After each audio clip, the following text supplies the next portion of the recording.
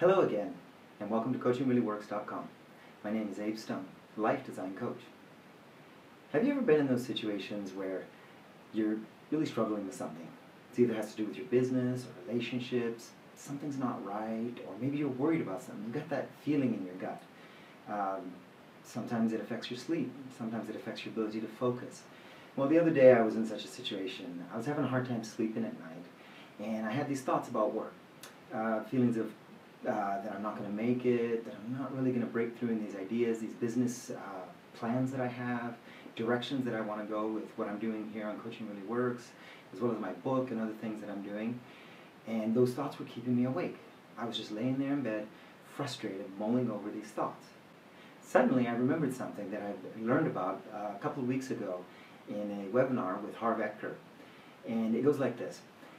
When your mind brings those stories and tries to tell you and to form a future that things are not going to work out, or maybe you don't have what it takes, or maybe this person isn't going to go along with this idea, or whatever it is, or you're going to bottom out, you're going to fail. Those are just stories. The stories that your mind is creating. Your mind is a really amazing story-making machine, a meaning-making machine, and it's always busy at work. And it's working within us that paradigm. It's a paradigm that comes from your past, a paradigm that comes from influences that you've had in your life, as well as what you're feeding it today.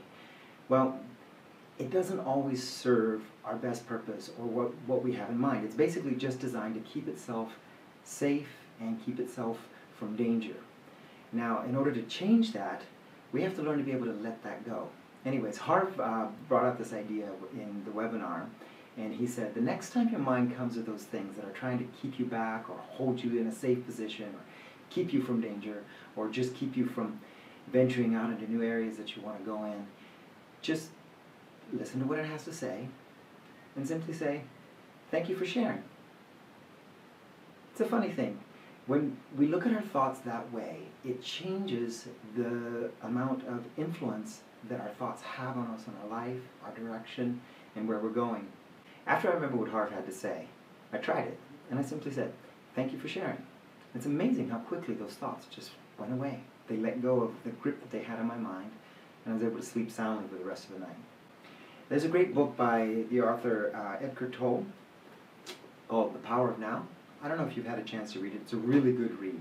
He talks about how when we pull back from our mind, from the busy activity of our thoughts, and we become the witness, and we are able to observe the thoughts, it changes our level of consciousness. And we realize that we have so many more resources than just the limited brain power that we identify ourselves with and who we think we are.